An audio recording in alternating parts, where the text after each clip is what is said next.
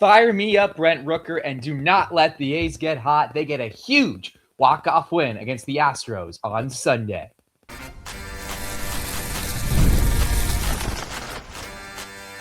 You are Locked On A's, your daily podcast on the Athletics, part of the Locked On Podcast Network. Your team every day.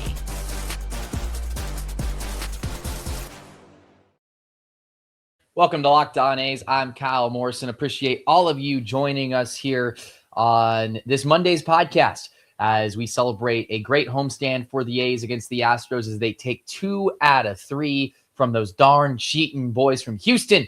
And they do it in pretty dramatic fashion on Sunday with a 3-run homer off the bat of Brent Rooker that ends things. It went into over the left field wall in Sacramento, ended up giving the A's a 12-10 win. Again, I'm Kyle Morrison, and welcome to Locked On A's. And, the first week of hosting this show, I won't lie, there wasn't a lot of great news to talk about, but this weekend definitely has given me, A, lot of material, but B, a lot of good material to talk about as the A's take 2 of 3 from the Houston Astros. And what was crazy, it was really a tale of 2 teams in this series. The first 2 games of the series actually really didn't have a lot of drama. The A's, they went in and took care of business on Friday, defeating the Astros 11-4. And then yesterday, the A's got taken to task by Houston 11-0. And then on Sunday, I mean, my Lord, what a game. It was a game where it looked like the A's had it won at 9-5 in the middle innings, and the Astros came roaring back and tied it at 9-9, and then it went to extras. The Astros took a 10-9 lead, but the A's were able to cash in the bottom of the 10th off the bat of Brent Rooker with a big walk-off win. Later in the show, we're going to talk about the series as a totality, and then even later, we're going to talk about Max Muncy. I mean, I'm sure we'll talk about him in this first segment and second segment too, but we're really going to dive in on Max Muncy and just how great of a start of the season he's having, especially over the last 5 or 6 games, and how if he can start to peak and kind of hit his potential, how that just changes the total way that you look at this A's infield and this A's starting lineup. If the A's can get another young star to hit their potential, my oh my, look out to Major League Baseball. But first, a game that you could probably make about an entire series of episodes about, to be honest with you, as the A's take down the Astros 12-10. And just to kind of take you through it, it started off as kind of a pitcher's duel. First 4 innings, no runs allowed by either side. It was a good start for Jacob Lopez, at least at the very beginning. Got through his first 4 innings very smoothly. And then the 5th inning gave him some trouble. He gave up 3 runs in the top of the 5th inning. And he gave up a 2-run homer to Yordan Alvarez. It will not be the first time he gives up a home run to Yordan Alvarez. And, I think it actually was the first time, but it won't be the last time he gives up a home run to Yordan Alvarez. And then after that, he gave up a single to Cam Smith, and the A's had to go to the bullpen in the 5th inning, unfortunately. So Jacob Lopez, 3 earned runs over 4 1/3, has still not been able to get past that 5th inning yet this season. And obviously, the A's are going to be relying on him to give them a lot of starts and a lot of big inning outings. So the A's are going to hope that he can clean things up as the season goes on. But the A's came roaring back in the bottom of the 5th inning. Carlos Cortez, who I absolutely love. I think he's just the perfect left-handed hitter to come off the bench for this A's team. He comes through with a double. And then Tyler Soderstrom with a 3 RBI triple. Great to see Sody start to kind of break out. It's been a rough beginning of the season for him. A real big dichotomy compared to what we saw out of him last year at the beginning of the season, where, remember, he was leading Major League Baseball in home runs going into May. But Soderstrom hitting .212 now, and he came through with a 3 RBI triple that fired everyone else in the bottom of the 5th. And then Brent Rooker with a sac fly. That's not going to be the last RBI he has in this game, so just stay tuned. And then it was scoreless again going into the 7th, and then the A's bullpen really had some trouble against this Astros team. Justin Sterney, he pitched well, but then JT Ginn, I don't know why JT Ginn was the guy that Mark Kotsay decided to go with in the 7th inning, but he was, and he ended up giving 2 earned runs in an inning and a third of work. It was a 2-run homer to Christian Walker, who is actually having a pretty good start here to this 2026 campaign after laying an egg in 2025 for the Astros in the first year of his contract. And then Brent Rooker hits the first of 2 home runs in this game. He had a 2-run homer in the bottom of the 7th that put the A's up 7-5. So Brent Rooker starting to break out. If you remember on our last show, that came out on Friday, I was talking about how Brent Rooker was struggling to hit for extra bases. Well, that changed this weekend. It definitely changed today, as you can tell already by what we've talked about with him. This 2-run homer put the A's up 7-5. And then after that, it looked like the A's were kind of putting things away. Jeff McNeil with his first really great moment as an A, picking up an RBI single. Carlos Cortez again with an RBI single. Again, love this guy as a left-handed bat who can kind of play here and there in the starting lineup, but also come off the bench. And again, really, it looked at that point like the A's they had it. That you're up 9-5. You're going into the 8th inning. You should feel pretty good. But again, the bullpen let the A's down. Scott Barlow ends up giving up 4 earned runs in the bottom of the 7th inning. He didn't even get through a third of the inning. Didn't get a single out. So Scott Barlow, his ERA goes up to 9.82 on the season. And then Mark Leiter, who's kind of been a decent surprise, he ended up having to clean up that mess, and he got out of it. With that being said, the runs that ended up tying the game did score when Mark Leiter was on the mound, but I thought he did a pretty good job, all things considered, having to get through the jam that was put before him by Scott Barlow. In that 8th inning, Jake Myers hit a home run. Jose Altuve, who I'm sure A's fans will be shedding a tear when he retires eventually. He ended up making it 9-7. And then Cam Smith, who's a great young player for this Astros team, he ends up tying it at 9. So then we go to extras. It was a scoreless 9th inning. We go to extras. And Carlos Correa comes up with an RBI single to make it 10-9. What's so interesting about these new extra inning rules, and I guess they're not really new anymore with the runner at second. It's been around for a while now. But what's so interesting about it is that it used to be in extra innings, if you could be the visiting team and you could come out and you could score a run, you felt pretty good about your chances to win the game, especially if you had like your closer save for the bottom of the 10th. But that's not the case anymore, because now you feel like you got to score more than one run to win as a visiting team. I think that the runner at second rule has really made it a true home field advantage in extra innings when you get into those situations, because it's kind of like college football in a way where you want the ball second to how much you need. And it's the same thing now in Major League Baseball, where getting to bat second is really good, because even if they score only one run, well, okay, hey, they're up 10-9 now. Now we know if we, can find a way to produce a run here, then we're tied. We at least go to the 11th. So it kind of informs you on how you want to play. And then, of course, if you can get through that top of the inning scoreless and you go into the bottom of the inning with a tie game, then it changes the whole ethos again, because then it's like, okay, how do we just get that one run in to win the game? That's kind of going off on a tangent there. But either way, the Astros go up 10-9. And I can tell you, the Astros, I'm sure they did not feel great about going into the bottom of the 10th with only a 1-run lead. The only thing that probably made them feel good was that they had their great reliever, Brian Abreu, out on the mound for them. And Abreu, he has got some of the best stuff in the American League as far as relief pitchers go. Unfortunately for Abreu and the Astros, it did not go their way, because Brent Rooker came up in the bottom of the 10th, his second home run of the game, hit it over the left field wall, and made it 12-10 Athletics as the A's get the win. And Brent Rooker really with a signature moment as an Athletic in Sacramento with this big home run in the bottom of the 10th inning. By the way, earlier in the game, Rooker, that first home run was his 100th home run as an Athletic, this being his 101st. And where's this bobblehead at? So I guess I can put the career home run counter. I can update it now to 101. By the way, I felt like this giveaway was really ambitious because, I'm not saying – I'm sure Rooker will accomplish a lot of great things in his career, but, there you go, 101. We got 101 on the bobblehead. For all you audio listeners, I took the Brent Rooker home run counter bobblehead and I put it to 101. I think that, again, this giveaway was very ambitious because, 101 home runs is cool, but long way to go for history. Anyway, as far as this one is concerned, this 12-10 win against the Houston Astros, it's early in the season, absolutely. So I'm not trying to overstate anything. This win, it's not like this win is going to be crowning anyone a World Series champ. The A's are still 3-6, but this is the type of win good teams get, right? It's a win where things may not go your way, a win where you have to weather storms, a win where you have to grind through adversity. That's exactly what the A's did today. They fell behind 3-0. They came back. Then they were tied 5-5. Then they came back and made it 9-5. Then the Astros came roaring back again and made it 9-9. And then they took a 10-9 lead, and the A's were still able to respond over and over again. And I'm sure there's one-off examples that would disprove what I'm saying right now. But to me, at least vibe-wise, I feel like this is the type of game the A's probably don't win in previous years. This is the type of game where maybe the A's, after they go up 5-3 and the Astros come back and tie it, maybe the A's fall apart and the Astros go ahead and win the game.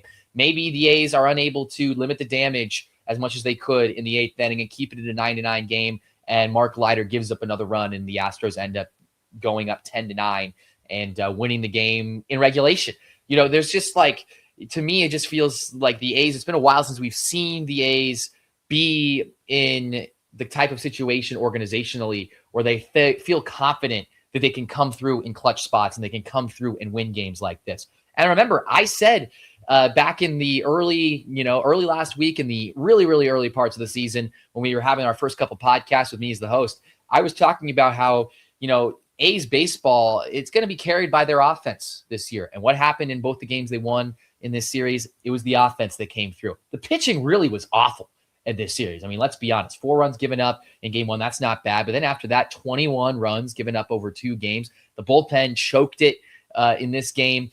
The bullpen wasn't great. The only guy who really the only 2 guys actually who really had great days out of the bullpen, in my opinion, were Justin Sterner and Elvis Alvarado. Even Mark Leiter, I mean, he did a gallant job, but he still allowed those 2 runs to come in to tie the game. Alvarado, I mean, there's not much you can do when you already got a runner at second out there. And I thought he did a great job getting out of the top of the 10th with the only 1 run scoring and giving the A's a chance to win in the bottom of the 10th. So again, like, the offense did exactly what we've kind of been expecting them to be able to do coming into the season, and that is produce and win the A's a game, really just kind of on the backs of their power and their production. And again, I think this is the type of game that good teams find a way to win, and the A's found a way to win today. And personally, and we'll talk about this more as we get into the grand context of this entire homestand, because there's a lot to say about this homestand, not just from a performance standpoint, but also just from a larger look in on the A's as a franchise, being that this was their first series back in Sacramento in 2026. But, I definitely felt like this game in particular and this series overall was a momentum shifter for this A's team, because not only did the A's win 2 out of 3 from the Astros, which is no small feat, especially when you consider the last decade of history between these 2 teams, but also they found a way to win a game where a lot of things went against them. And there was a lot of moments where they could have folded against an Astros team with a lot more experience in those moments than they have. And yet they kept on fighting and they ended up coming out with a 12-10 win. So if I'm an A's fan right now, although the team's 3-6, although there's still a long way to go, and although they're coming up on a very tough road trip going out to New York to face 2 very good New York teams in the Mets and the Yankees, I would feel very good right now about where the A's are, considering how they were able to win this series and considering how they were able to win this game on Sunday in particular. We're going to take a break, and then we're going to kind of give a larger context as far as the entire homestand is concerned. And then after that, we're going to take another break, and then we'll talk about Max Muncy, because I really want to address what a great start the A's young third baseman is having to this season. MLB season is back, and you can feel it. Fresh starts, big expectations, and that first crack of the bat. Whether it's a breakout rookie or a division race that goes down to the wire, there's nothing like being in the ballpark for it. The only problem, getting tickets can feel like a grind. Long queues, surprise fees, prices jumping at checkout. That's where there's Game Time.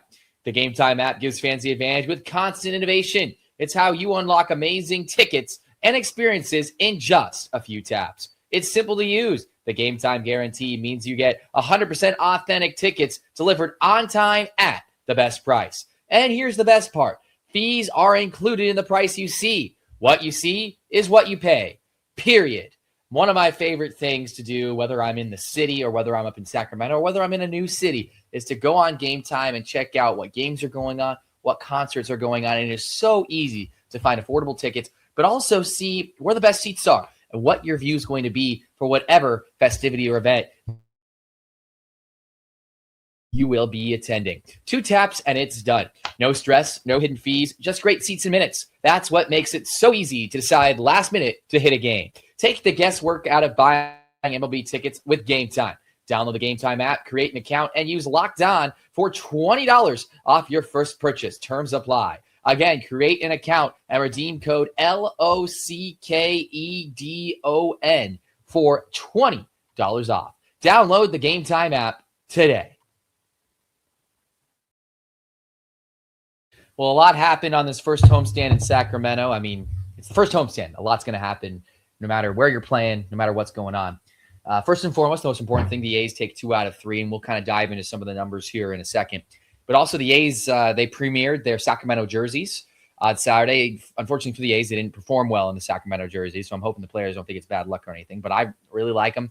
I remember in my first episode, I believe, I asked for someone to comment and about if the Sacramento jerseys had been released, and I completely brain farted that I had seen the A's were releasing a Sacramento jersey at the end of 2025, and I completely forgot about it. So I appreciate, don't have the username in front of me right now, but I appreciate the guy who commented and reminded me that the A's had released those Sacramento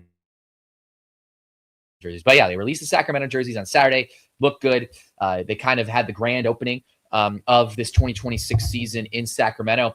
And all in all, I mean, I felt like it was kind of a success, not just from a team-wise. I mean, obviously, when you're able to take 2 out of 3 from a team like the Astros that's tortured you year after year, it's a success.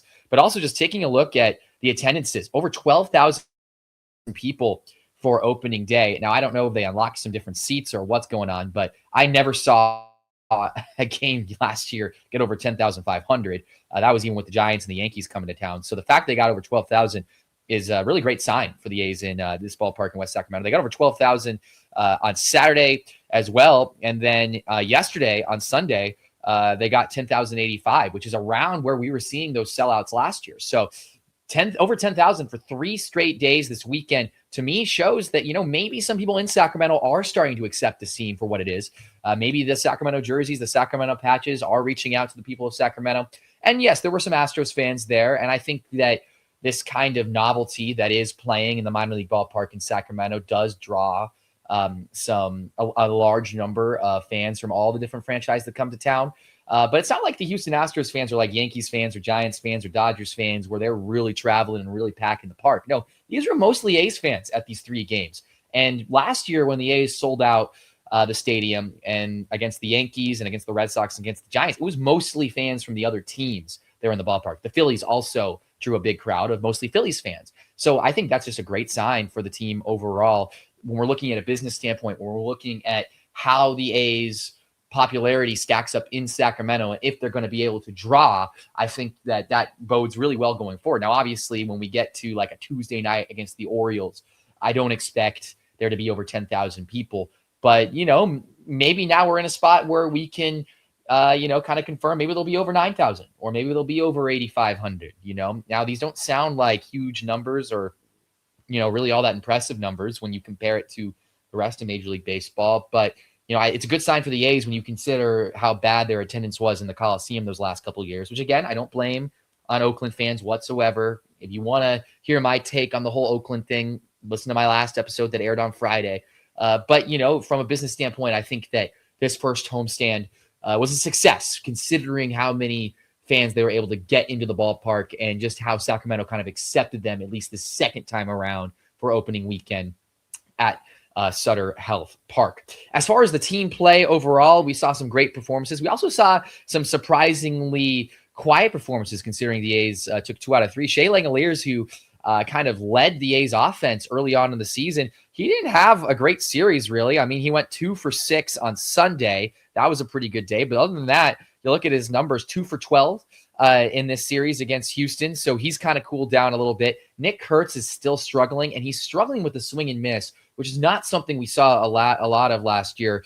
He got a hit on Saturday, and then he got 2 hits here today, but he struck out in a big spot for the A's here today. I believe it was in the 9th inning when he struck out with runners on base in a spot where the A's felt like they had a chance to win the game right there. Let me just go back and confirm exactly when that strikeout came, so I know I'm giving good information here. But yeah, Nick Kurtz, he struck out swinging in the 9th inning. He struck out swinging in the 9th inning when there was runners on, an opportunity to win the game. Shae Langeliers then came up with a single afterwards, and it was a beautiful throw from Jose Altuve on a cutoff that ended up nabbing Jeff McNeil at the plate that ultimately ended that inning. So a little concerned about Nick Kurtz so far in the series, but let's talk about some guys who had really good series for the A's, and we'll talk about them more in the next segment.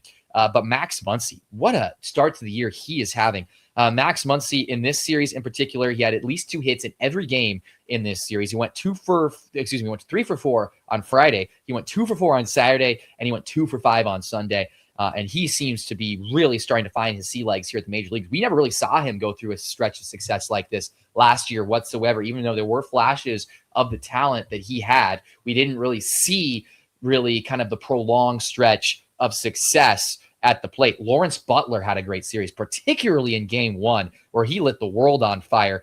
In game 1, he went 3 for 5.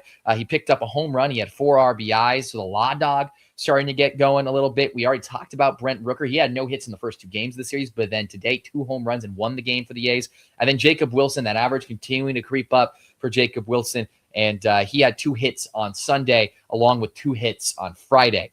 Some of the bad news as far as the A's are concerned. One more player I want to point out. Tyler Soderstrom, he's starting to get his sea legs as well. We saw him with a 3 RBI triple here today. He picked up an RBI. He picked up a hit on Sunday. Then he went 0 for 2 with a walk. So he still got on base on Saturday and then went 2 for 4 on Friday. So he's also starting to get going. The bad stuff, and I know it's hard, it's tough to talk about bad stuff when your team wins 2 out of 3 against a team like the Astros. The bad stuff was the pitching. The only real effective start the A's got this weekend was from Jeffrey Springs, who's actually having a really good start to the 2026 season. And I'm really excited about what Jeffrey Springs has shown so far. He went 6 innings and only allowed 1 earned run, but the bullpen wasn't very good. The bullpen allowed 3 earned runs on Friday. You take a look at Saturday, where Luis Morales did not have a very good start. So that's now 2 clunkers in a row for Luis Morales. He only went 3 innings and gave up 5 earned runs. He's yet to have a strikeout this season. He didn't strike out anyone on Saturday. And then the bullpen got roughed up again as they allowed 6 earned runs over 6 innings. And then, of course, today the bullpen got roughed up and Jacob Lopez didn't look very good. So a lot to work on as far as the pitching is concerned. Right now, the A's, I feel like they only have 1 consistent starter. I mean, Savali, we'll see how he pitches coming up in New York. I'm assuming he's going to be pitching in New York. We'll give you the probables at the end of the show. But right now, Jeffrey Springs has really been the only consistent good starter through his first 2 starts, and the bullpen has really not looked all that good. Mark Collider, the only guy who has a decent ERA right now at 2. He's in the 2s. And then Elvis Alvarado, I thought he looked decent here today, but you can definitely tell this bullpen is going to be an issue, and I think the A's are going to definitely have to take some steps to fortify the bullpen. But also, I think Mark Kotsay has got to make some better decisions about who he pitches in which spot, because JT Ginn today came in and pitched in the 7th inning. I don't know why the heck JT Ginn is pitching in a high leverage spot, right? That especially when you hadn't used Elvis Alvarado yet. I know Michael Kelly worked quite a bit in this series, but they hadn't used Michael Kelly yet. And maybe it was just a day off for Michael Kelly. I get that, but there has to be a better option than JT Ginn. Hogan Harris came to the game after JT Ginn. I trust Hogan Harris in a high leverage situation more than I would JT Ginn. We're talking about a guy who was an ineffective starter last year, who's just kind of figuring out how to pitch in the bullpen. And although he has good stuff, he is definitely more of a long relief guy, kind of a stretch starter to me, and much less a high leverage reliever. And there's a few times last year as well where Mark Kotsay made some really weird decisions as far as who he pitched in high leverage spots.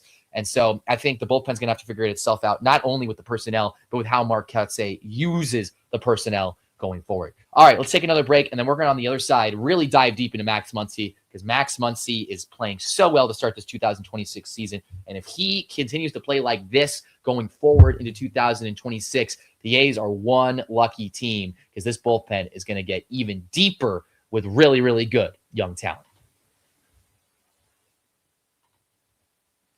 It's tax time, but for a lot of us, the old way of doing taxes is a lot. Trying to book an appointment that's not the most convenient, sitting in a waiting room with a stack of papers, emailing back and forth and wondering if they really get your situation. But this year, you're getting a major upgrade. Intuit TurboTax now has in-person locations nationwide. You can meet face-to-face with a real tax expert, and your documents get uploaded straight to your TurboTax app on the spot. And just like that, you're done. Your TurboTax expert works to get you every dollar you deserve, while you get real-time notifications as you go about your day. It's the relief of walking in and meeting a real person, and walking out knowing your taxes are being handled right. Head to TurboTax.com/local to find a store near you and book your appointment. So Max Muncy is hitting .314 to start the season. He's already got 2 home runs. He's already got 5 RBIs. This is actually after having only 9 home runs, period, in his major league career coming in to the 2026 season. And his at-bats have just looked so much more competitive. The fact that his first home run of the season in Toronto was an opposite field home run really shows me all I need to know as far as how his approach has changed. I think last year he was really out in front of everything. This year he's starting to feel more relaxed. He's starting to settle in. And what I really wanted to focus on is, first off, let's look again at his numbers from this series. He had in this series 7 hits, over 13 at-bats. That's pretty darn good. He also hit a home run on Friday against Houston as part of the offensive barrage the A's had in that first game of the series and the first game of home. But Max Muncy has been a guy the A's have been waiting for to really break out. I think a lot of people in this A's organization were hoping that Max Muncy, maybe not quite as much of a breakout season, but would kind of break out with Jacob Wilson last year. It took him an extra year, which is completely okay. But now I think he's really starting to break out. And if Max Muncy continues to break out and continues to play the way that he's played really early on in this season, talk about one of the most incredible young nucleuses in Major League Baseball continuing to get richer and continuing to get better. Now you got a guy in Muncy who you can play at third base going forward, and he can be your career third baseman. You got a guy in the minors in DeVries who I think we already talked about. He's the shortstop in waiting. Jacob Wilson go over and play second. Jacob Wilson can even go over and play third. And Max Muncy can go over and play second. Nick Kurtz is your man at first base. Shae Langeliers, I know he's a free agent coming up in a couple years, but we'll see if they can bring him back. Either way, he's your man at catcher for the time being. He's still really young. He's still really, really good. Out in the outfield, you got a defensive wonderkin in Denzel Clark. Out in center, you got Lawrence Butler, who can play right field. It just is incredible to me how much young talent the A's have figured out how to put together. And when you think about a lineup where you can go Lawrence Butler, you can go Brent Rooker, you can go Tyler Soderstrom, forgot to even mention Soderstrom at left, who is a great hitter and is getting better out in the outfield, although he's not great yet. And then you talk about Max Muncy, if he can really get going, Jacob Wilson, Nick Kurtz, Shae Langeliers. My God, the A's are really set up. And I know that they've kind of had this long-term vision for a while of setting themselves up nicely for Vegas in 2028. Well, oh boy, will they be set up nicely for 2028 in Vegas and a decade going forward. It's a good place to be as an organization. And I'm really excited about Max Muncy's start so far and what that represents for the A's, not just this year, but going forward as they continue to build this young core that I think is going to be a very good and winning young core for years to come. Appreciate all of you joining us today for Locked On A's. We'll be back with shows all this week as we cover the A's road trip in New York. But for now, let's celebrate A's fans. A's get a big series win against the Astros, and maybe the tides have turned on the 2026 season.